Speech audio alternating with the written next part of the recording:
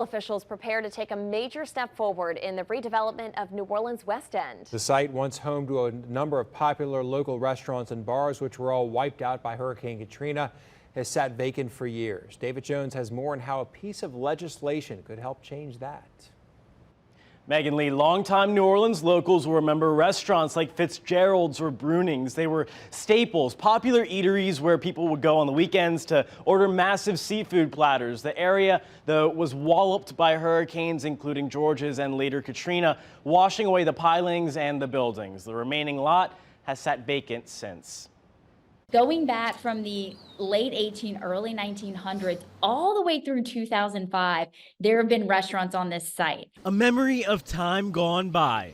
I'm really agnostic on what is there, but it ought to be used and enjoyed. The lot at the western end of West End Park is being used to store equipment. It's right on the parish line, it's right on the lake, it's gorgeous, the sunset's right there every single night. Bree Quinlan lives on a boat out here. There's residences around the area, so we don't necessarily need like another condo right there. She says first and foremost, she'd like to see access to this land open to the public. Then I think the restaurants are really crucial, especially with like all the fishing and shrimping and crabbing that can be done in the area. You have some really sick like boat to plate opportunities right there.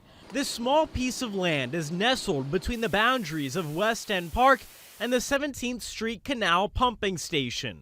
This is complicated because Jefferson Parish owns part of it, Orleans owns part of it, the state has the land bottoms. Councilman Joe Giarrusso says he's been working with State Representative Stephanie Hilferty to advance a bill in the legislature allowing the city and Jefferson Parish to enter into a cooperative endeavor agreement. The CEA would allow the city to move forward with bringing in a yet-to-be-identified private developer. The Municipal Yacht Harbor, which actually leases the land from the city, has hired a law firm. The law firm has in turn hired a consultant who has come in and looked at the landscape. There is a provision in this legislation that specifically excludes this from being used for residential purposes. Hilferty says it won't be like it was pre-Katrina, but still, it would be a major improvement.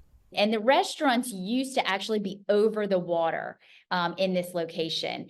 And now we have that pump station, the 17th Street Canal pump station. So we cannot build over the water here because we cannot impede the flow of that pump. We obviously would love it to be a place where people can come and bring their boats and hang out and drive and walk and bike. We want it to be very accessible. And Hilferty's bill has received unanimous support in the State House. She is expecting similar results when it comes before the State Senate for final approval.